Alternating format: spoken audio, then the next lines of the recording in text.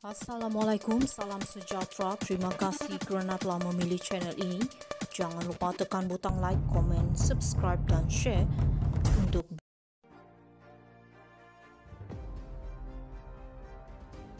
Semak fakta sebelum kritik hutang negara. Kuala Lumpur, Perdana Menteri Anwar Ibrahim meminta pengkritik menyemak fakta sebelum mengkritik mengenai hutang negara.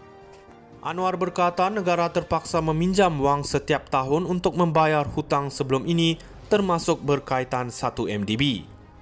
Katanya beliau sering diserang di media sosial dan dituduh tidak memberikan jawapan sebenar. Mereka kata hutang negara terus meningkat, tetapi mereka tidak melihat punca sebenarnya ia berlaku. Setiap tahun kerajaan meminjam wang untuk prasarana dan membayar hutang sebelum ini, katanya ketika merasmikan persidangan cukai kebangsaan. Pada minggu lalu, Anwar berkata hutang kerajaan persekutuan meningkat RM50 bilion kepada RM1.22 trilion setakat akhir April tahun ini, berbanding RM1.17 trilion pada akhir tahun lalu. Anwar memberi contoh hutang ditanggung 1 MDB berjumlah RM48 bilion dan berkata wang dipinjam untuk menyelesaikan hutang sebelum ini terus menjadi beban terbesar kerajaan. Bayangkan sekiranya kita boleh belanjakan wang itu untuk prasarana seperti sekolah, klinik dan sebagainya. Tetapi saya tidak boleh abaikan dan saya tidak boleh kata tidak mahu bayar hutang 1 MDB seperti dibuat oleh pentadbiran terdahulu, katanya. Menurut Anwar, kerajaan mengurangkan jumlah wang yang dipinjam. Pada 2021 dan 2022, kerajaan meminjam RM100 bilion. Apabila saya berkuasa, kita kurangkan wang dipinjam kepada RM93 bilion. Pada tahun ini, RM86 bilion. Ini adalah hasil usaha kerajaan untuk mengurangkan defisit daripada 5.6% pada 2022 kepada 5% pada 2023 dan 4.3% pada 2024. Kini sasaran jangkaan sederhana adalah mengurangkan hutang negara daripada 64% daripada KDNK negara kepada 60%.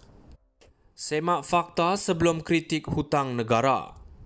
Kuala Lumpur, Perdana Menteri Anwar Ibrahim meminta pengkritik menyemak fakta sebelum mengkritik mengenai hutang negara.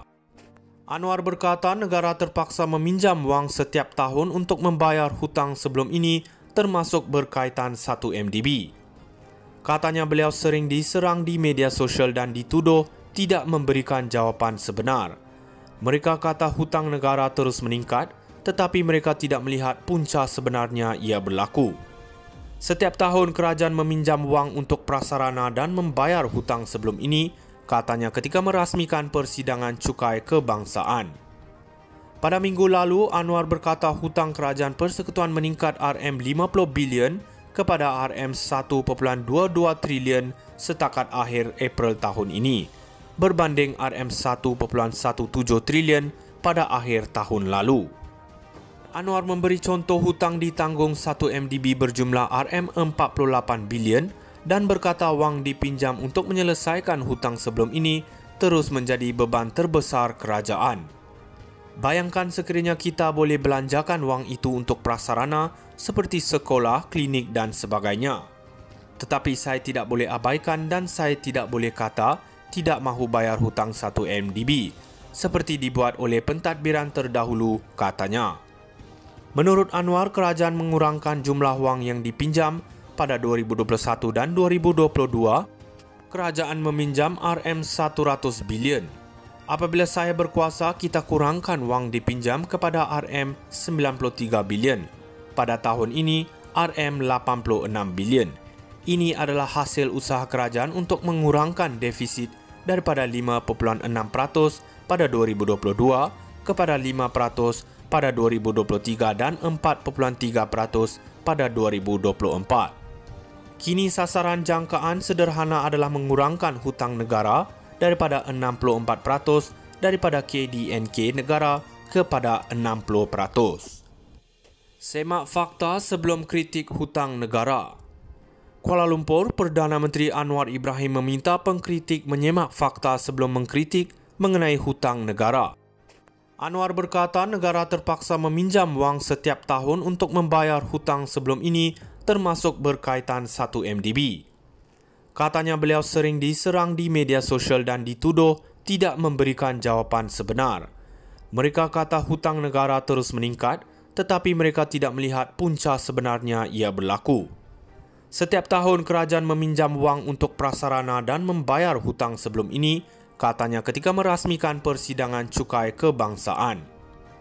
Pada minggu lalu, Anwar berkata hutang kerajaan persekutuan meningkat RM50 bilion kepada RM1.22 trilion setakat akhir April tahun ini, berbanding RM1.17 trilion pada akhir tahun lalu.